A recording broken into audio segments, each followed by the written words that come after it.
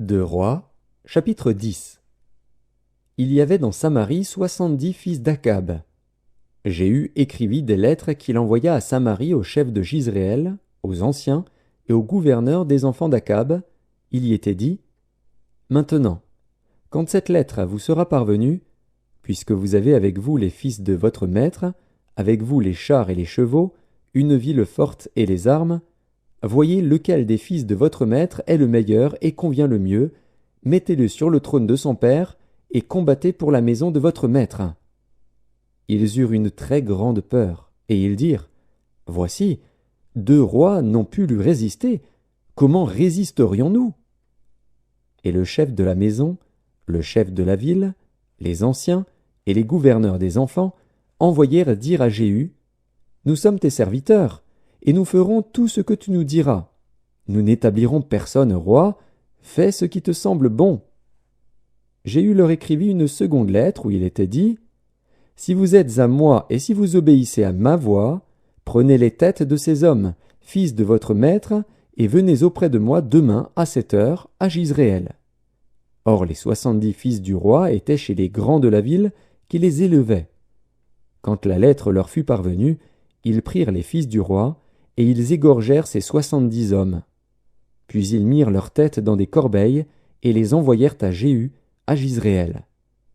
Le messager vint l'en informer, en disant : Ils ont apporté les têtes des fils du roi. Et il dit : Mettez-les en 2 tas à l'entrée de la porte jusqu'au matin. Le matin, il sortit. Et se présentant à tout le peuple, il dit : Vous êtes justes. Voici, moi, j'ai conspiré contre mon maître et je l'ai tué. Mais qui a frappé tout ceci ?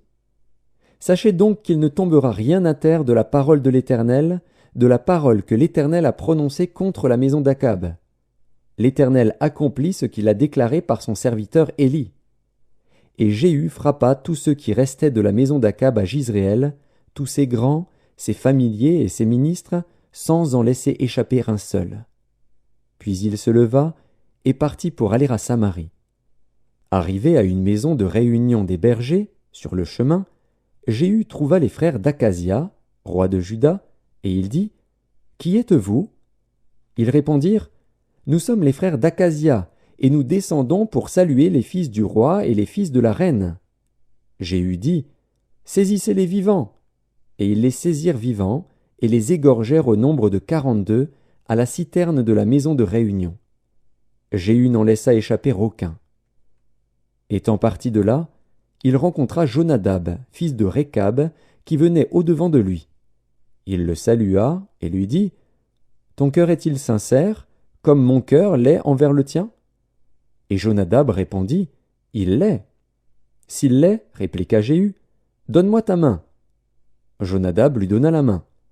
Et Jéhu le fit monter auprès de lui dans son char, et dit : Viens avec moi, et tu verras mon zèle pour l'Éternel. Il l'emmena ainsi dans son char. Lorsque Jéhu fut arrivé à Samarie, il frappa tous ceux qui restaient d'Akab à Samarie, et il les détruisit entièrement, selon la parole que l'Éternel avait dite à Élie. Puis il assembla tout le peuple, et leur dit : Akab a peu servi Baal, Jéhu le servira beaucoup. Maintenant convoquez auprès de moi tous les prophètes de Baal, tous ses serviteurs et tous ses prêtres, sans qu'il en manque un seul, car je veux offrir un grand sacrifice à Baal. Quiconque manquera ne vivra pas. Jéhu agissait avec ruse pour faire périr les serviteurs de Baal. Il dit : Publiez une fête en l'honneur de Baal. Et ils la publièrent. Il envoya des messagers dans tout Israël, et tous les serviteurs de Baal arrivèrent, il n'y en eut pas un qui ne vînt. Ils entrèrent dans la maison de Baal, et la maison de Baal fut remplie d'un bout à l'autre. Jéhu dit à celui qui avait la garde du vestiaire : Sors des vêtements pour tous les serviteurs de Baal.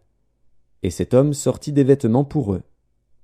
Alors Jéhu vint à la maison de Baal avec Jonadab, fils de Rékab, et il dit aux serviteurs de Baal : Cherchez et regardez, afin qu'il n'y ait pas ici des serviteurs de l'Éternel, mais qu'il y ait seulement des serviteurs de Baal. Et ils entrèrent pour offrir des sacrifices et des holocaustes.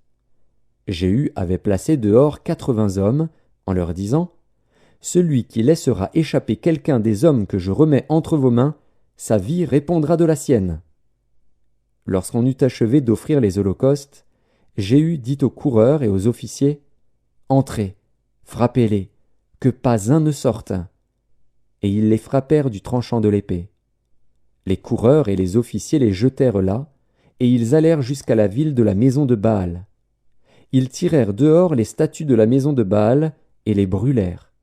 Ils renversèrent la statue de Baal, ils renversèrent aussi la maison de Baal, et ils en firent un cloaque qui a subsisté jusqu'à ce jour.